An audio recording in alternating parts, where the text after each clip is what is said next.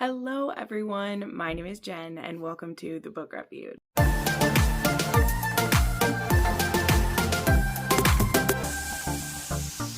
Alright, hello my friends and welcome to another weekly wrap up. And I've got to tell you, though I'm really excited to talk about what I read this week, I also feel like I've lived 3 weeks into one just with how much was going on this week. Mostly in a TV realm, okay? I know that's usually not an issue with me, but there was both the release of the Off-Campus series, which if you noticed, I put up my first recap, which is the first 2 episodes, yesterday. Also, it was the finale of Outlander, and, I won't pretend that I'm not still a little emotionally raw from all of that. And so most of the books I got through were at the very beginning of the week when I was finishing up the Mafia Romance readathon, which was so much fun, by the way. Thank you to all of you who participated. Thank you to my co-hosts who stuck with me. There appears to be a type of curse on the hosts of the readathon, and there appears to always be something dangerous that comes up for them. I really don't like that. I would like it to stop. I would like it to be broken. But they all hung in there with me and I adore them so much for that. So thank you, ladies. You're all wonderful. And I had so much fun. I think, if I'm not mistaken, I think the only 5-star read I had this week was from the readathon. So that's cool. I can't wait to talk about that. Yes, because one of them was a reread. And then as well as, I didn't have any fics this week because I didn't finish any of them. I was too busy focusing on the episode recaps and just dealing with my feelings about all of that, which are generally so-so. There's no other way to say it. It's, of course, bittersweet. And not just because the show is ending, but because of what we were kind of put through as fans in the final season. It was just a lot. But anyway, we'll save that for the videos. I, of course, have all my recaps available whenever you get around to that show. I have recaps of every single season, as well as individual episode recaps going back to season 4.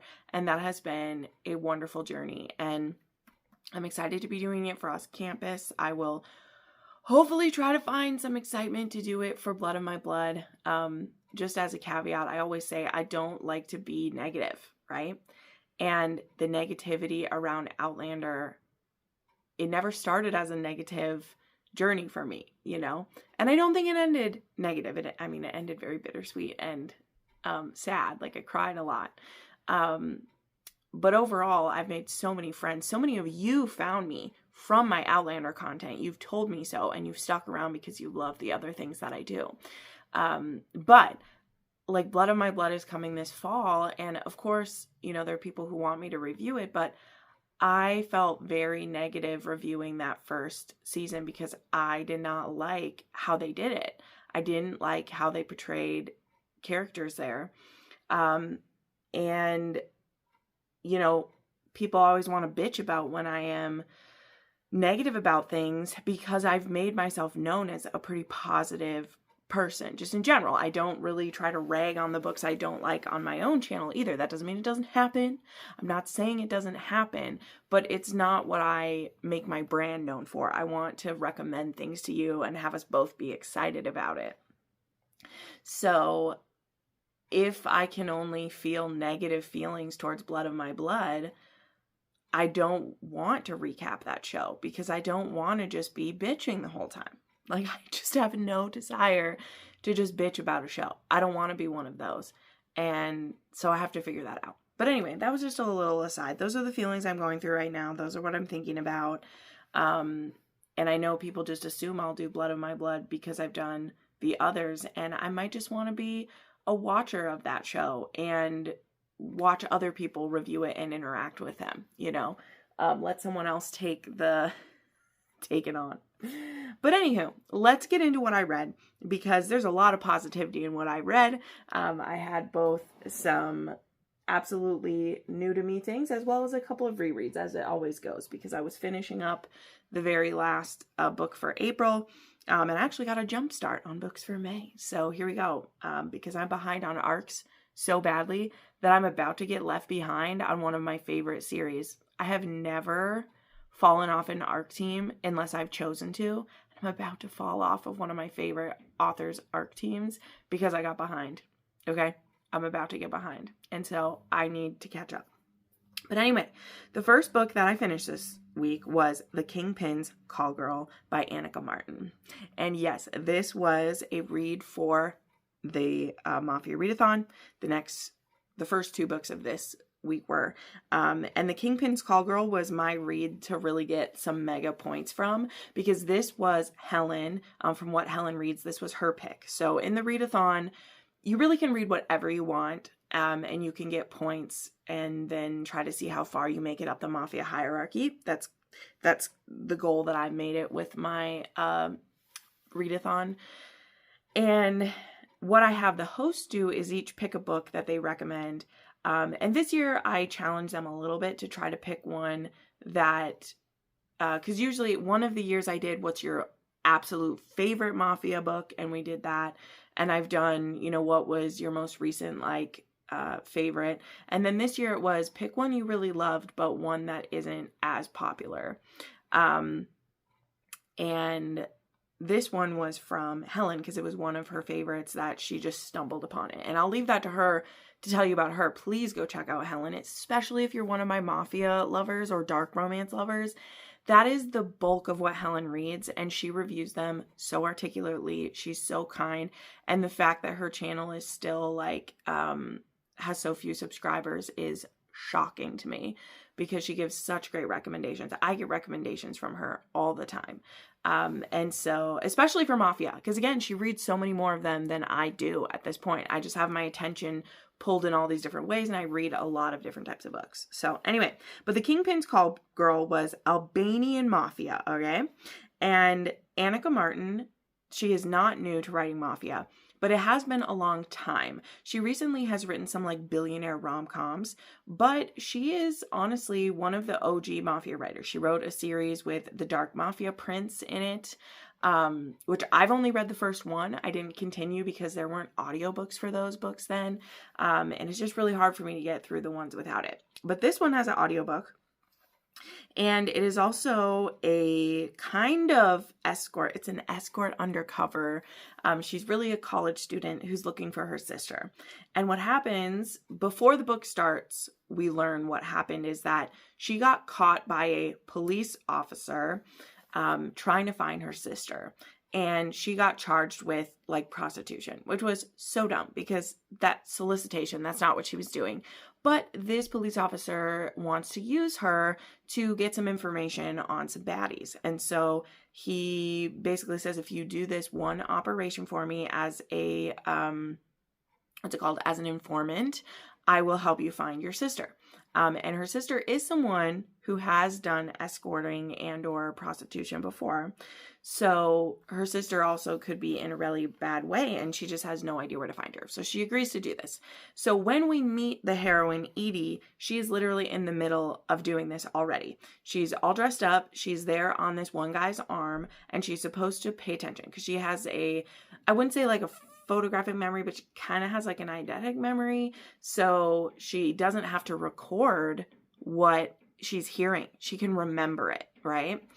Which is a huge benefit to this police officer because she doesn't have to wear a wire, and if anyone were to be suspicious of her for some reason and decide to pat her down, she doesn't have a wire or a camera on her or anything like that. So actually thought that was a super clever, practical reason why this guy would want her.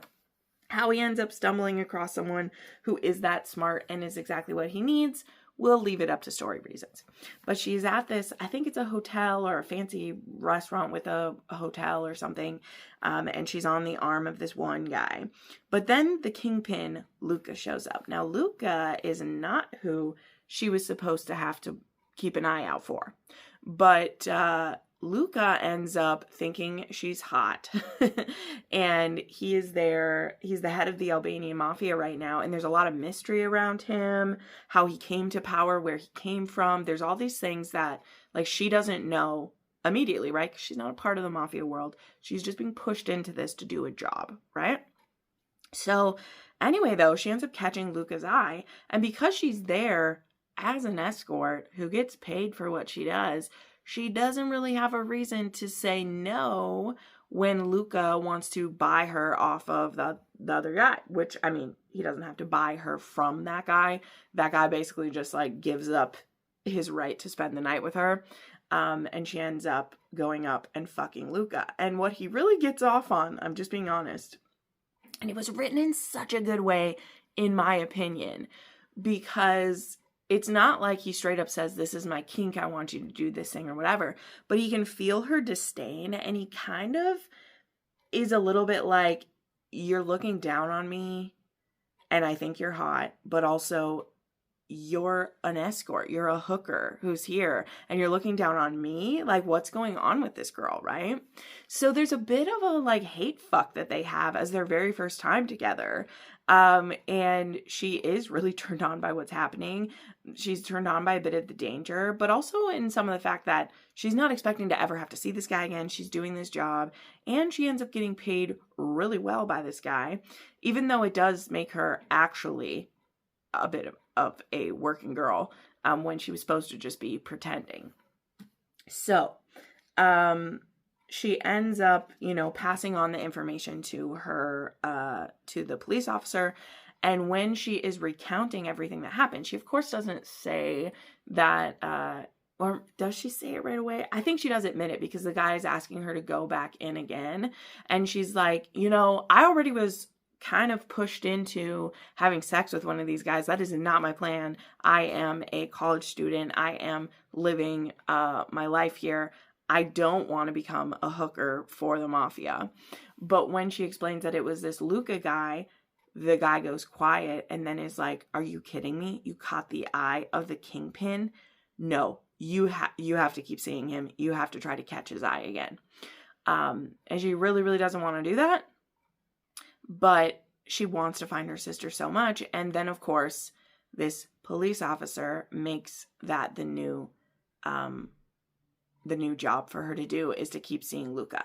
And while they're kind of trying to manufacture her running into him again, he actually reaches out to her and offers her a lot of money for a 2-week stint with him. That she be available whenever he wants for 2 weeks, because he's got stuff going on, but he liked how things got with them.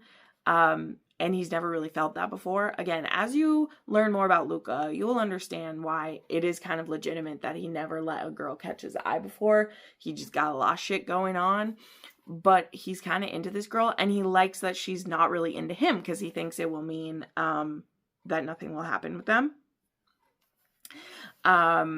And then they just keep seeing each other, and it gets more serious as it goes.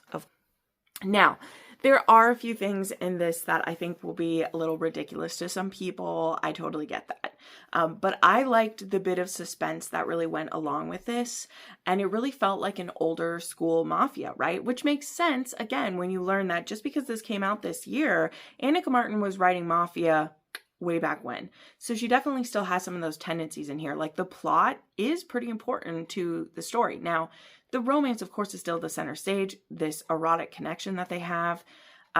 He gets off on demanding her to do things that kind of embarrass her. It's not a full-on humiliation kink. Like, we don't fully go that way. In fact, he's the one who likes when she says that she hates him when they're fucking and when she acts disdainful.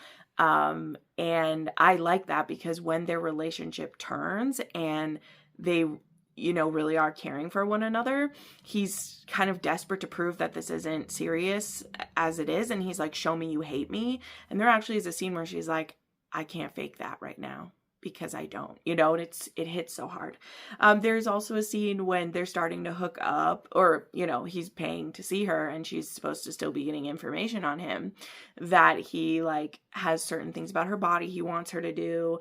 And, there may be some people who really don't like that, but I thought it was kind of hot that he was like, next time I want you to be shaved and ready for me. And I know Some people, that's too much. But, like, this is still a dark romance. It is Mafia. And the man just paid thousands of dollars. And so if he has sexual preferences, a quote-unquote real hooker would have easily complied to that. Like, would have been like, sure, you want this? You want me to wear this? You want me to do this? You're paying me thousands and thousands of dollars? We'll do it.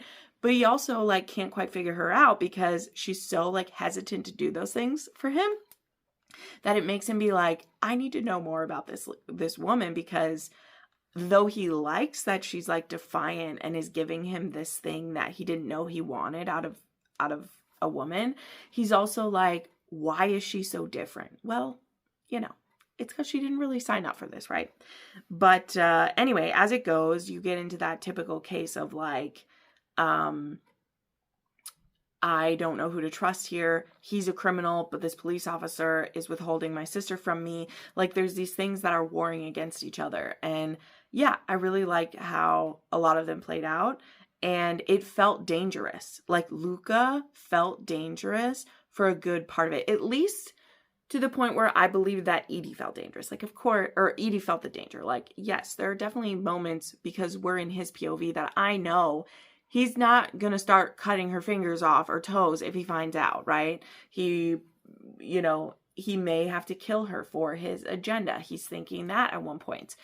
But we see the signs as a romance reader, as a dark romance reader. Like, I know which things he would do and wouldn't.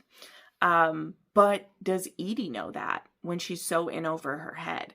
And that's where I think Annika Martin was able to play that really good, because there would be a scene in Edie's point of view where I'm like, wow, this guy is terrifying. And then I would get his point of view and I'm like, yeah, he is legitimately scary as I watch him do the things he's doing.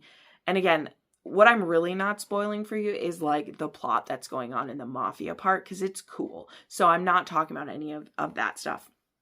So that'll all be secret to you. But we'll see him do these pretty scary things, and he'll even think, like, well, this girl, I'm only going to see her for this long, and if she goes over this line, then I might have to kill her. But you don't believe that he would, right? So I enjoyed this so much. I know it won't be for everyone. Luca and Edie's relationship, it doesn't just fall into the same categories. Even in, Mafia, that is quite like it. Like, it takes a while before these two will trust each other. And that may be just too long for some people. I get that. But I believed them. And I think what makes me believe that is that the plot, the setup, the machinations of other people around them felt actually dangerous. And so Luca, who's never trusted anyone, he's right to. And Edie, who wants to find her sister and fully believes the Mafia is evil, she may get sexually swept up in the moment when they're together that way, but then as soon as it's done, she can see the evidence of the real world around her. And if she didn't need to save her sister so badly, particularly in the beginning, I do believe she would not meet up with him, right? And you believe that about her. So the plot devices that force them to be around each other really helped me believe that these two fell in love, because I don't think they would have otherwise at all. I don't think she would have shared any more about herself to try to make him feel vulnerable. And I don't think he would have felt the pull to learn more about her if they weren't pushed together for the plot reasons. And that's why I think this is such a strong book. And look, I talked about it for so long, but I'm really pointing that out too, because I'm about to talk about a book that I wanted to like a lot more than I did. And it really kind of gave me a plot that we really could have fixed the plot in 2 seconds, and it fully only relied on a character telling the truth, and it all could have gone away, And in The Kingpin's Call Girl, Annika Martin did such a good job of putting enough realistic things in the way that it didn't rely on just Edie wanting to trust him and then everything could be fixed, because he's not a fully all-powerful, it was called a Kire in here, a Kire or whatever in the Albanian Mafia. He really relies on some other elements, let's just say, to keep his power. And that also meant that, wow, even if she would trust him with everything, that's not a guarantee that he could just fix it, And I think in some other Mafia ones, when the girl is holding back because she's scared he won't love her, you're like, girl, just tell him and everything would be fine. I don't think that could have happened in The Kingpin's Call Girl. Like, Edie is in a tough place, and she's smart, and she can read that in the situation. So, okay, I also felt good taking more time because a few of these are rereads that I won't have to talk about as much. So, All right. Then there was Cruel Savior by Lilith Vincent. And yes, this one was my last book for the readathon. I squeezed this one in on Sunday. And it was almost enough, so close to pushing me into the Donna position. Yes, I do. I start at the bottom like everyone else when I make the hierarchy. I was so freaking close to pushing myself over the edge with it, but that's all right. I don't have to make it every year. It's okay. But Cruel Savior is the first book in like a new series from her. So I didn't see any direct connections to the other ones, but I also haven't read all of Lilith Vincent's Mafia. So if you noticed any connections, please let me know. But in this one was very interesting because we had Vincenzo and Adora. And this one was, I think, just general Italian Mafia is what this one was. Because it wasn't Cosa Nostra. And I didn't see anything else denoting what it was. Which I just realized turned out kind of cool. I ended up reading 5 different mafias, which is cool. I mean, that's the purpose of the readathon, but I didn't realize that. Just to recap quickly, I did read a Bratva, a Cartel, and an Irish. That was the pairing. Albanian. And then this one, they were both like Italian, but rival families in this one. So anyway, this one begins actually with Adora, who is we got an abusive father, very manipulative, very cruel. And we actually start with her having like run away from home. And so she's at a laundromat, doing what you do at a laundromat. And then a man comes in who's being chased by these people. And she ends up like helping him defeat them or helping him get away.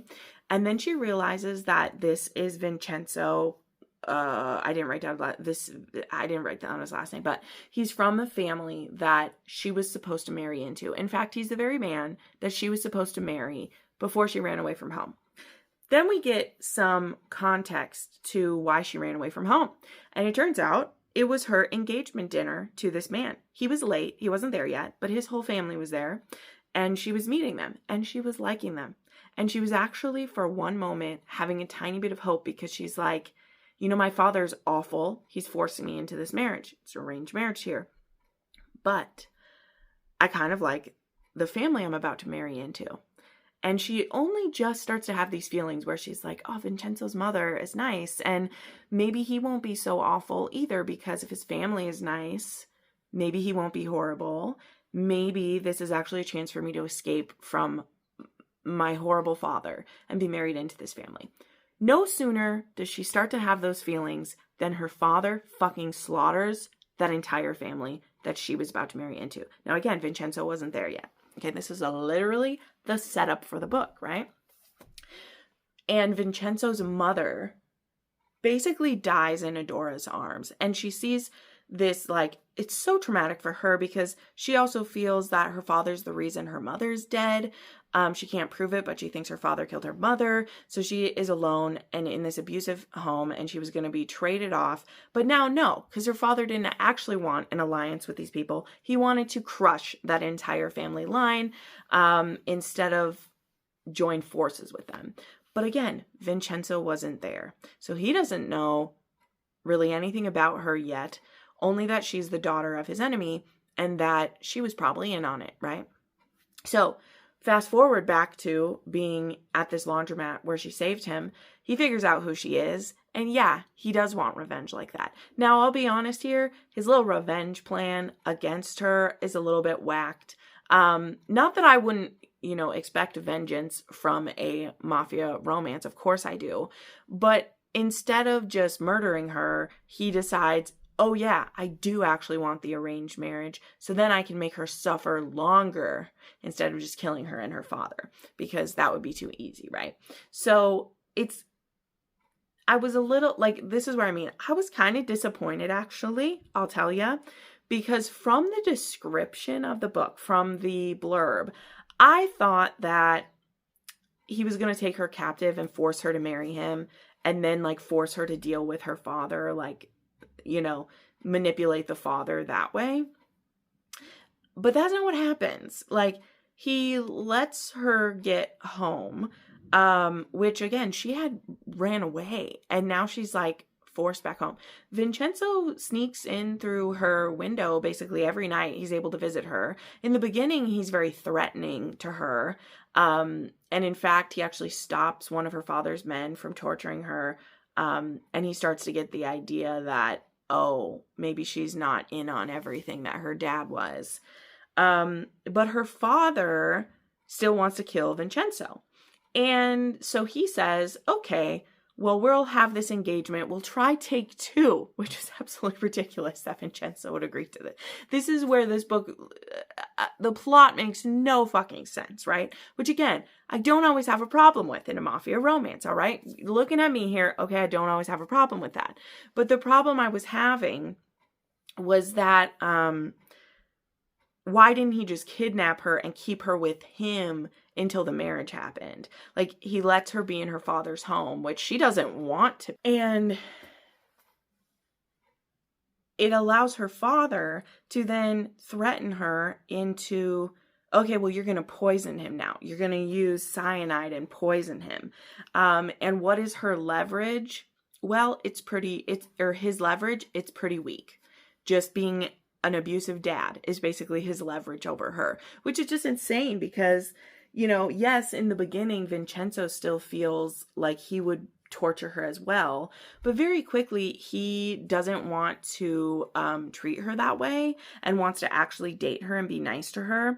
And so why would you for a second want to do what your dad is trying to bully you into doing, right? And again, I thought this one was going to be a captive because it was like her father slaughtered his whole family. He's going to kidnap her and force her to marry him still anyway and force her father to be, you know, a deal with him or something. But no, he wants to still make the marriage happen, but lets her go home every day. So, and allow her to be under her father's control. So anyway, Vincenzo ends up becoming quite sweet and like wanting to take her on dates and actually get to know her and convince her to want to marry him. And he does have some family members left, his aunt, his cousin, who, you know, convince him not to be so cruel to her, not to blame her.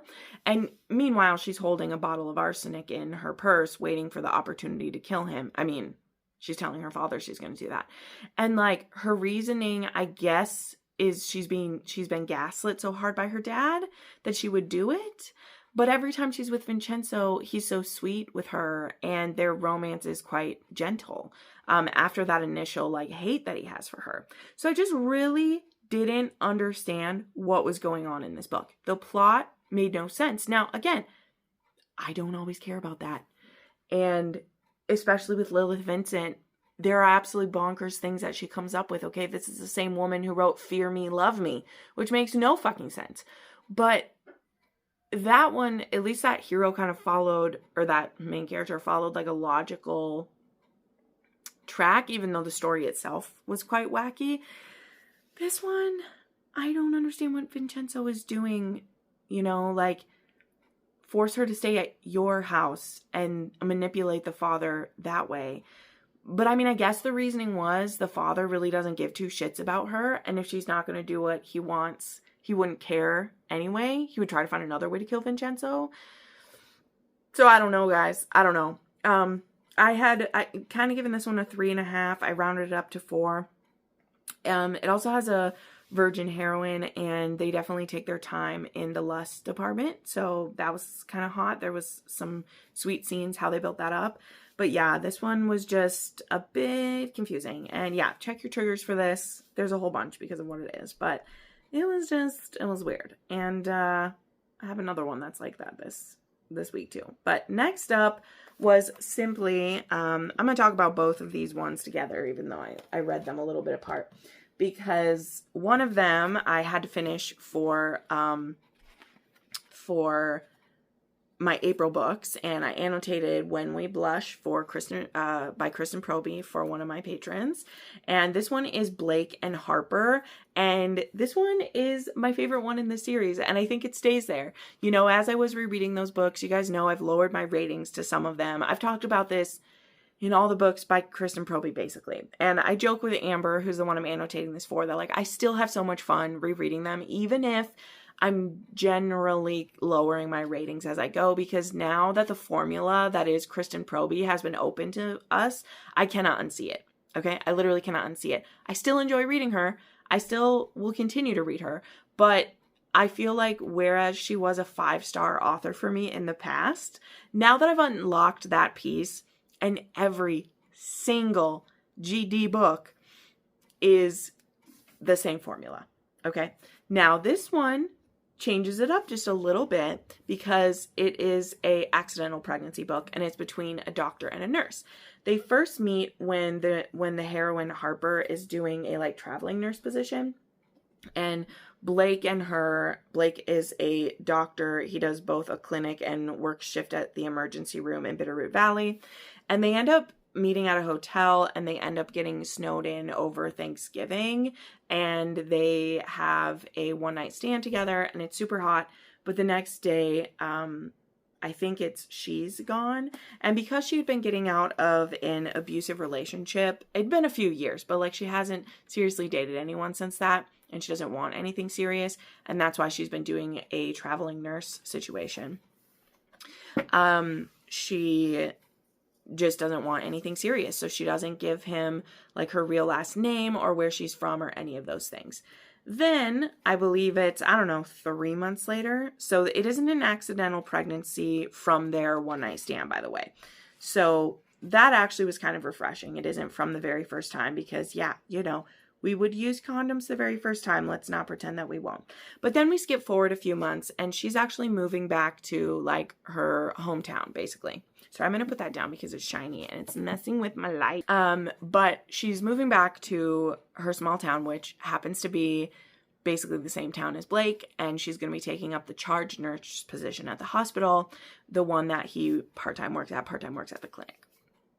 She's actually a NICU charge nurse, so an even more intense place. And the very first patient she's working on is actually the couple from book 1, let me see, it's Danny, and is Bridger the first hero?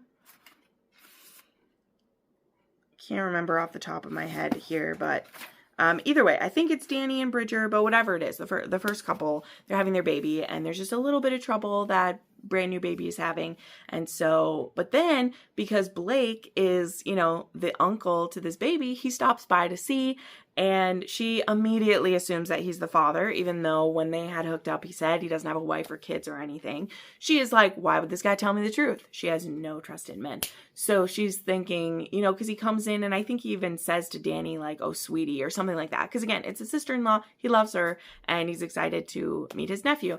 And also her last name is the same last name as his, so she jumps to all those conclusions.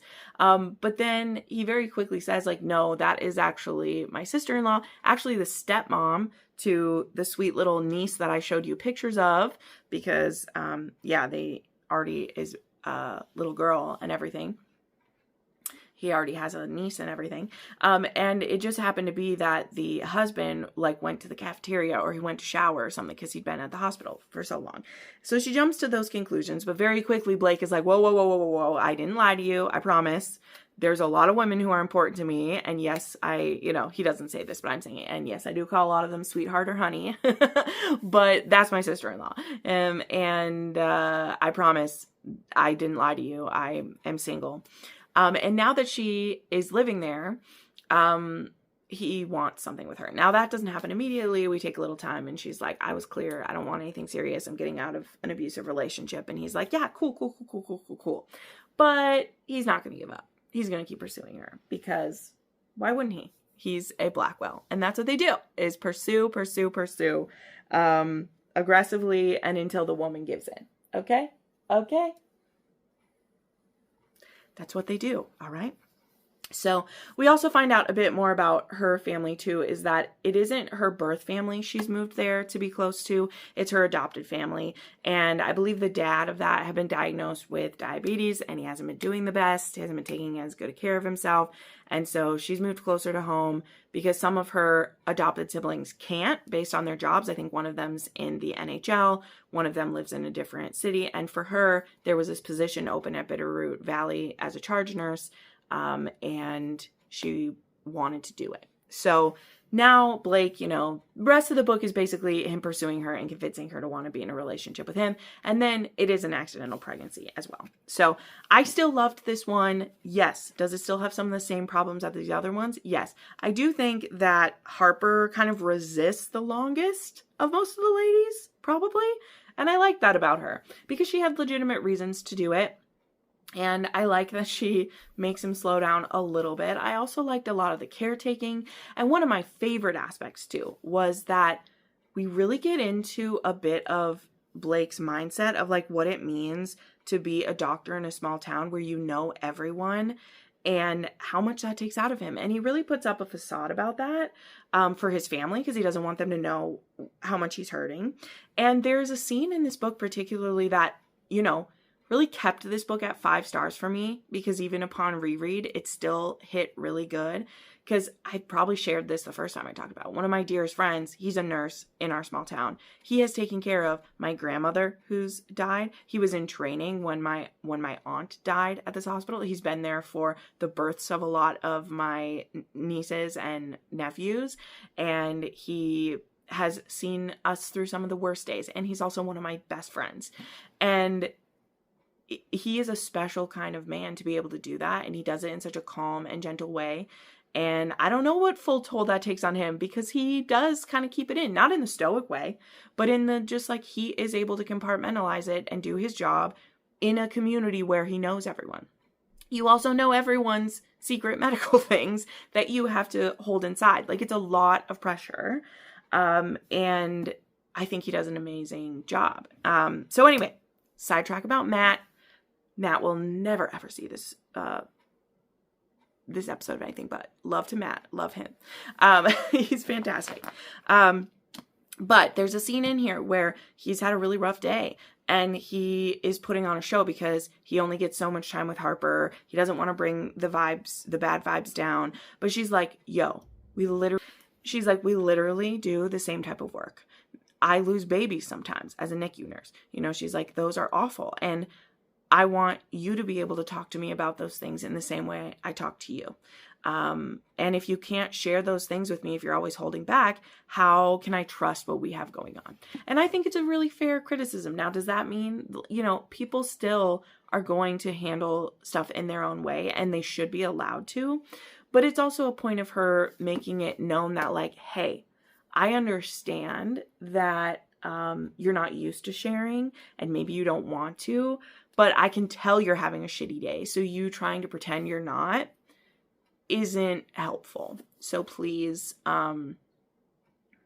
please let me in a little bit. And Blake really has to adjust a bit to that. And I really like that. And I think that Kristen Proby hits the nail on the head with it. And it made this one stay probably my favorite in the series. I'm saying probably because I do still have one more to go that I also really loved. So we'll see. But this one really did it for me. And so, even though it's he fell first, he fell hardest type of thing, that one works really well for me.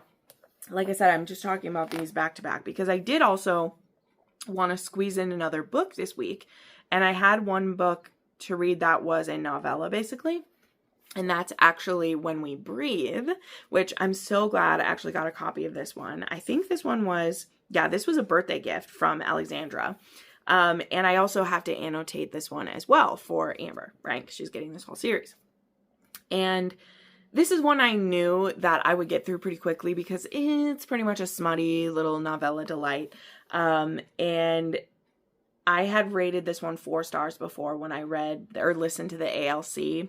And this is one that I did bump this one down to a 3.5, rounded down because it's almost there are parts of it that are like insufferable. And I understand Kristen Proby, she had introduced this throuple in the earlier book, and at the time when she announced that this one was getting a quick little novella to fit into the series, that it was very exciting. But what is more obnoxious than one man who falls instantly and gets super possessive and wants to control all parts of your life? How about two of them who are in a relationship together? So they're not pitted against one another. They're ganging up on you to take complete control of your life, move you into their house, get you a new vehicle, feed you, fuck you, do all those things to you, all within a week and a half, or maybe 2, right? It's a lot, you guys. And it's like, take the insta-love, insta-obsession that's in one of her regular length books and now condense it down to 170 pages. And literally they're hitting milestones after the first time they fuck. Okay? It is wild. Now, I don't want to rip the whole thing to shreds, but this is another case of like the audiobook makes it a bit more bearable, because when you're actually looking at the page count and like the first time I think they say we want her to move in with us is on page 32. Now, I know this is a novella, but with a novella, you don't have to show the whole arc of their relationship. Like the epilogue is literally a proposal, right? In an epilogue or in a novella, you can show a truncated part of the story. You don't have to give us a full satisfactory HEA by the end. I mean, I would like to, in my mind, be able to envision that it will have an HEA. But these guys, you know, it picks up where the hookup happens, which I think is in book 2 is when they meet. And I believe it is Gabe Blackwell. Is it Gabe who's the Blackwell? Yeah. And Danny has interactions with them at the bar. And then ends up sending Alex over to them. And there's also this really awkward situation because, like, I mean, there's a lot of cousins in the family, I guess, so it's fine. But Danny is like, if I wasn't your cousin, would you two want to fuck me? And that's basically what they say.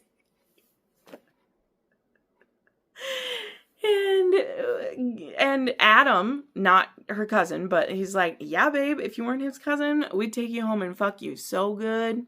It'd be great. And she's like, cool. This is before she's with Connor fully or anything like that. But still, why did you ask your cousin and his partner that? Like, that is wild sauce. I guess she's supposed to be a little tipsy, so it's fine. But she ends up sending Alex over, who is Danny's younger sister or older. I don't know. One of those. It's one of the sisters. And she ends up going over and they do take her home. And it's all these things. It's like, oh, they've fucked women together before, but they've been committed for this long. And oh, there's just something about her. What? She's hot? Okay. They take her home. They fuck her. They literally want to move her in the next day. Not only move her in, okay, but build her an addition to their house so she has a space of her own. Move her out of her shitty apartment. Make her their woman. Literally the next fucking day, they're like, she was the missing piece of us. She is who we need to make us complete. Even though they've been in a committed relationship for how long? Okay? It is ridiculous. I'm like, Kristen, you could have spaced it out a bit, because even if it's in a novella, you could say they just hooked up and she can't stop thinking about them. But give it some space to breathe. The entire concentrated part of their relationship happens in 72 hours. And then I think there's a few days space. But there's even a point where he's like, I can't wait another 24 hours to have her in our lives. And I'm like, you met her 2 weeks ago. Okay. I'm telling you, novella doesn't have to mean this condensed of a story. It's just wild. So really what you get out of this one is some fun, sexy stuff. But then even that, I was reading the final scene, sex scene of this one, which is a double penetration scene. We're adults. I'm saying this. It's a double penetration scene, which very fun, very important in a throuple that we have one of those. Okay. But she even says, she's like, this isn't the first time we've done this. And I'm like, when did you have time for it to be a first time any other time? Like, I feel like I've literally seen every time you guys have had sex in this book. And then she's all of a sudden like, this isn't the first time we've done it this way. I love it every time. And I'm like, why wouldn't you show us the first time they're doing that? So this one just, I don't know. I get that she had a spicy, fun idea to do. But I remember this when I listened to it the first time. I was like, this felt so rushed. Like, why are you moving her in 72 hours after knowing her, right? And they're just like, we have great communication, so that means we'd be able to be a throuple. It's like, no. Just because you have great communication with your partner, which I'm sure you do, longtime partners, you've been willing to have an open relationship before. They've said that they've now closed it because they only want to be together.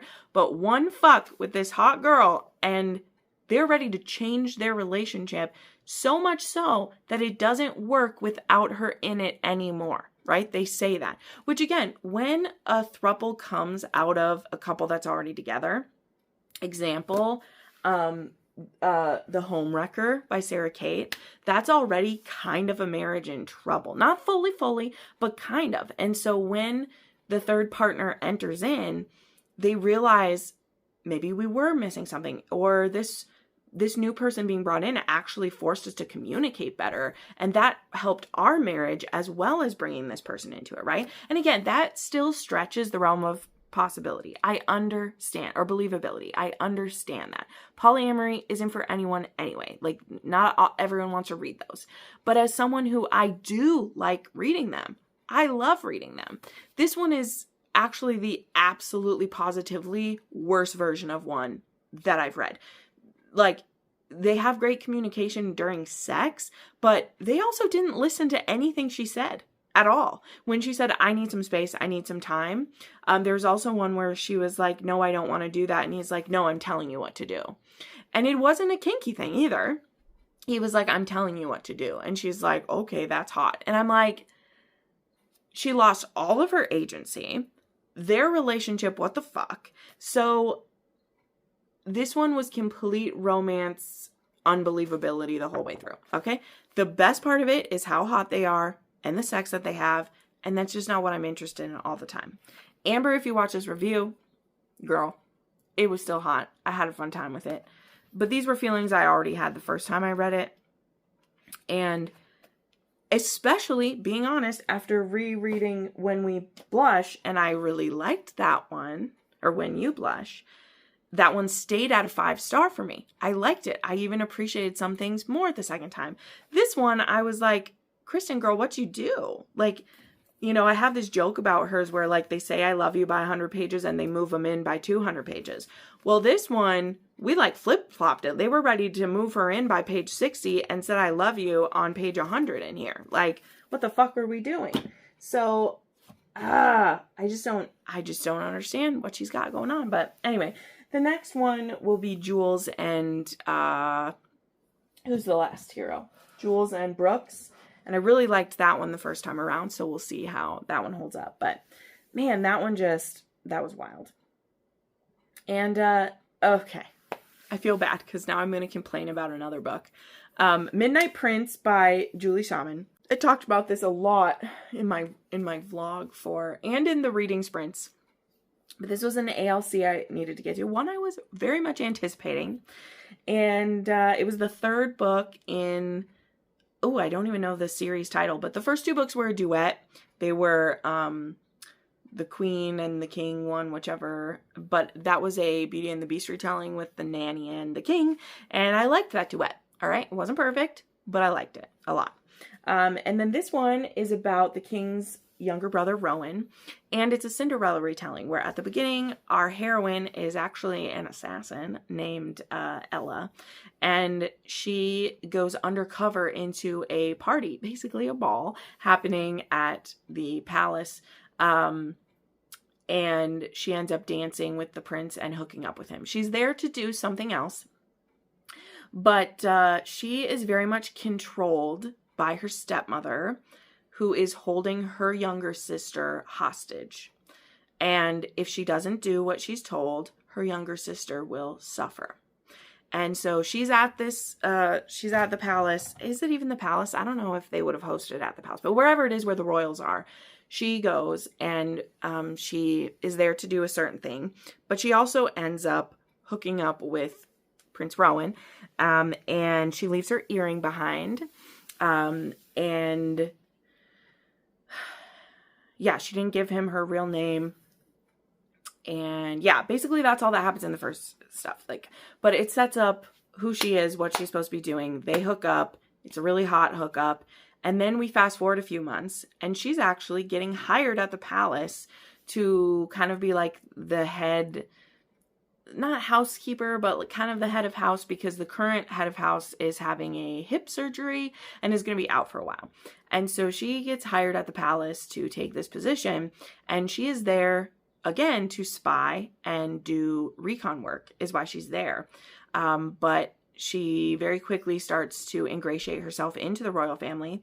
And pretty much immediately, Rowan does know that this is Ella, but he can't figure out why she won't just admit it, why she was there. And he is very suspicious of her, because if you read the first duet, you know, there was a character who worked for them, a couple characters who worked for them, who ended up being really bad people. So when he sees this woman who used a different name and seems suspicious is now the head of house, who has access to everything in the fucking house, instead of, you know, fully just firing her or arresting her or any of those things, he's like, well, I'm just going to keep fucking her because I like fucking her. And while I fuck her, I'll try to find out information. Okay? And the same thing for her, actually. She's trying to find out information about what we learn that, well, I don't want to spoil all of that just in case. But yeah, let's just say it stretched believability so much that the king, who he does admit to the king what he knows eventually, you know, he doesn't keep that fully secret from his brother. But after what they went through in the last book by having someone they trusted do what they did, I don't see King Sebastian letting Ella stay there for one more fucking day, no matter how much his brother wanted to be in her vagina, okay? I just do not believe it, okay? Now, Sebastian threatens a couple of times because he's like, you better keep an eye on her because I don't want anything to happen to my queen or my children or the twins that are coming. And yet, she becomes, like, best friends with the queen. And is allowed to just roam the place and do whatever she wants. And then she's afraid to tell him what's going on because she's pretty sure she's being watched by her stepmother. And if she were to make a mess up, her sister would suffer. But it was just a clusterfuck, you guys. The whole way through this one, I gave this one 3.5 stars rounded down. Again, this was an ALC. I'd been so looking forward to it. But these two, every scene they entered ended in sex. They didn't trust each other all the way through. And it wasn't just her holding back, trying to protect her younger sister. He also didn't trust her, but he let her into his heart, let her into his bed, knew that she was probably doing something bad, and let her have access to the queen and his nieces and nephews. Like, what the actual fuck was going on? That is not what was happening in the last book, right? Because, like, Sebastian was fooled by this woman. Like, that was kind of the thing, is it's like, my queen is being a bit paranoid, whatever, it's fine. This time around, they know there's something fucking happening. And we just let Ella keep having access to everything, and he keeps fucking her brains out and is trying to get her to admit stuff to him. So, also at any point, Ella could have told him what was going on. I understand why she didn't. I understand the pressure. But particularly at a couple points near the end, she really could have told him what was going on and saved danger from stuff. Now, however, I still stand by her reasoning for keeping things in was much more believable based on how she grew up, the abuse she lived through, the gaslighting, and what is being done to her sister. Okay, anytime she displeases her stepmother or doesn't follow the plan, her sister directly suffers, and we see it happen. And her sister is like 13, okay? And she, like, much younger than her, all right? So Ella acting the way she acts, I could understand, right? And I, in fact, liked her, okay? And every time she ends up having sex with him, I kind of understand it. It's the only time someone's been gentle and sweet with her. I mean, even though they get pretty dirty. And he does nice things for her and is kind of treating her like a mistress at points. Like, I understand her. It's Rowan I don't understand. And that is a problem, okay? It is a big problem for me that he lets things go on the way that they do, that even when his brother is like, hey, you know, I don't feel too great about this, he's like, no, I got it. No, like, Rowan, what the fuck were you doing? He was a fuckboy all the way through, and he put his family in danger. Because here's the thing, again, Ella, I understood what she was doing. She was forced into a lot of those things. Forced into some things that really put the royal family in danger. But they're not her family. Rowan is their family, and he should have been looking out for them, and he let his fucking dick lead him around like a dog in this whole thing. So, can you tell how I felt? I am so sorry this week ended up being so ranty. It started out so good, okay? It's going to end good too. That's part of the reason why I switched up when I talked about When We Breathe, all right? So anyway, like I said, I gave that one 3.5, but I rounded down. And I know I bitched about it a lot for it to be a 3.5. The ending was really fucking good. It was really good. And I still want to read the next book. The setup for the next book. Because here's the other thing. Sorry, I got to mention this. There's a through line of a missing princess storyline. That is good. And the seeds that Julie has been dropping about that, the stuff we found out in the first 2 books and the stuff we found out here, I'm willing to just pass this one as one I didn't like. I normally love Julie Shaman. Her books are 4.5, 5-star books for me. So this one is an anomaly. It's not enough to make me just give up on her or on this series. But this one was not good to me. And it really felt like a misstep in how Rowan acted.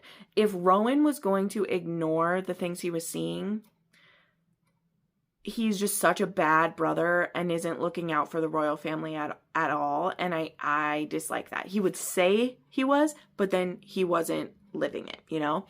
And I just have problems with that so much because I know how much he loves them. I've seen it. And he's close with his brother. But he did not have his brother's back. He was looking out for his dick. And I just didn't care for that. But I'm absolutely going to continue because the ending was strong. I loved how things went with still the couples from the first book and the tease of what's coming in the next book, or however many it will be, like with that Lost Princess storyline and that stuff, I loved. So that's why I didn't fully trash this like completely, but it was close, you guys, because I was getting frustrated. I was getting frustrated by a lot of the things he was doing. Okay, now the last book I want to mention, like I said, I want to end happy, though it won't sound like I'm ending happy because of what the book is about, but honestly, it was so sweet, and that makes sense because this book is called Bittersweet by Noelle Adams. Yes, this book is getting re-released by her. It's currently not available. I mean, there's some paperbacks available online, but it's getting re-released in June.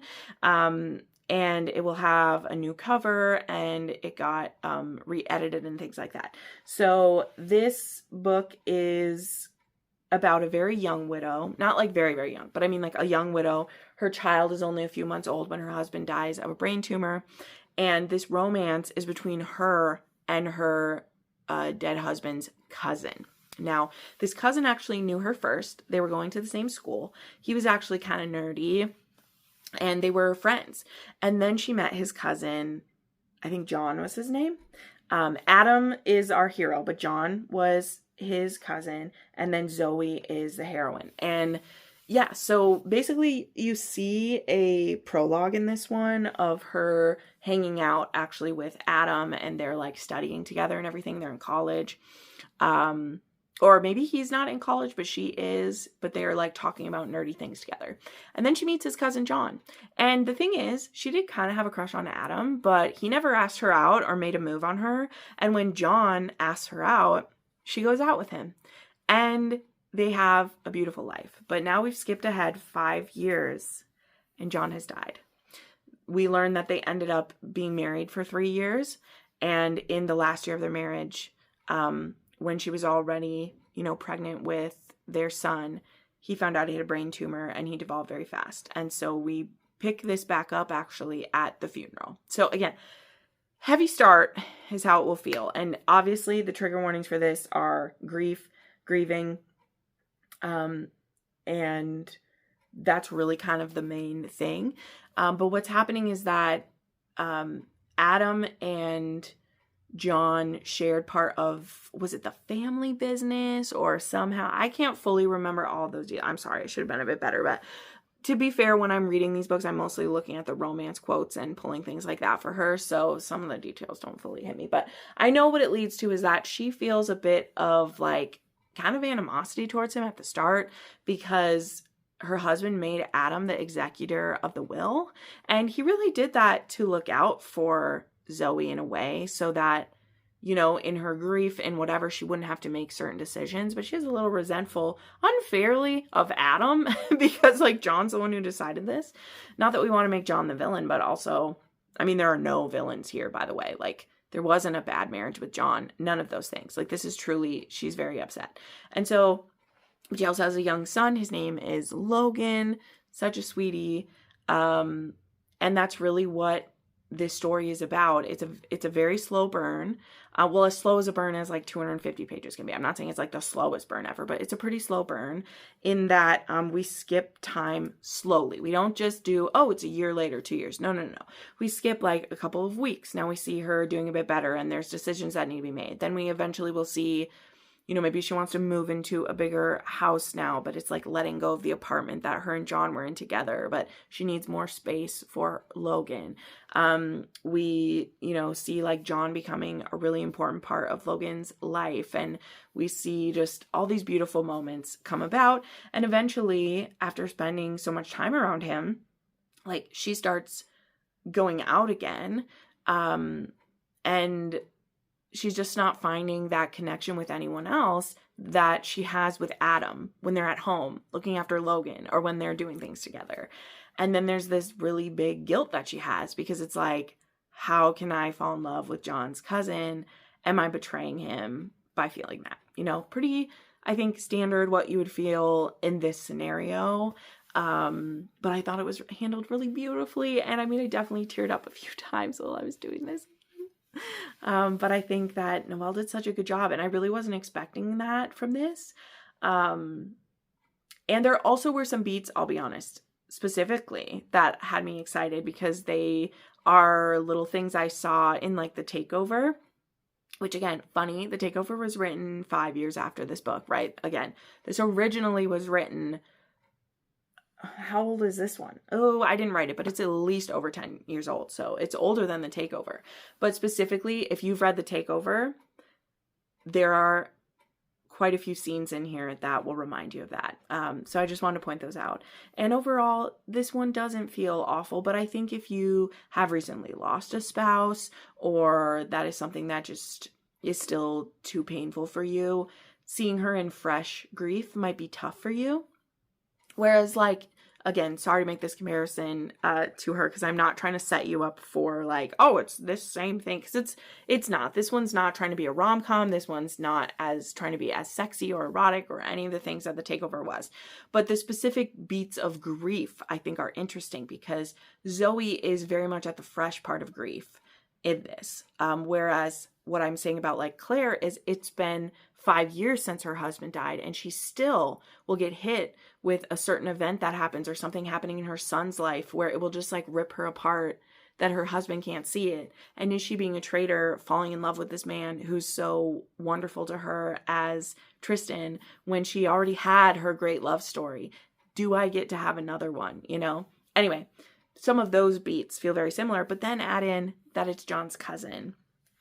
I think, you know, that is a whole other level because it's like, how's your family going to feel? How are you going to feel? Like, what will it be like if your son now, who never will know his dad, is now feeling like that about this other man? Like, when he's little, you know, it's different with when it was a child who's a bit older because then they can, if they choose to call that person dad, they're choosing to do that having known their dad.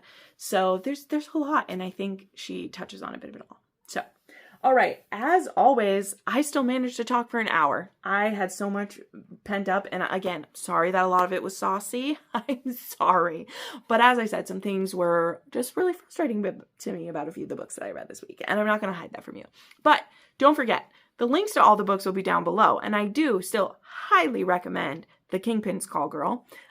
if you want a bit of a unique Mafia romance, not only because it's Albanian, but because, again, there are some things I didn't speak about in that, in my review, because I'm keeping them as a secret, but having to do with Albania and like how their mafia works was crazy. One other thing, oh, I'm sorry, I totally meant to mention this. It was so funny to me because I read A Kingpin's Call Girl. I never read Albanian Mafia before. And then in Cruel Savior, which isn't, the Albanian Mafia isn't one of the, you know, like pairing couples mafia, but they are fighting kind of against them in there. And there is a Kyrie of the Albanian Mafia in that one too, which just tickled me that I hadn't read anything about the Albanian Mafia before, and then there was 2 in a row. So it was very interesting. But anyway, thank you so much for watching, friends. Again, please check out my recaps of Off-Campus and Outlander. I will be kind of focusing on the off-campus ones mostly. I'll try to squeeze in at least one video this week that isn't, but I mean, that's going to kind of be my focus, just to kind of ride the wave of them right now. I hope you understand. So if you don't want to watch those, I totally get it, but still keep your eye out because I will try to squeeze in a regular recommendation video as well, and we'll see you next time.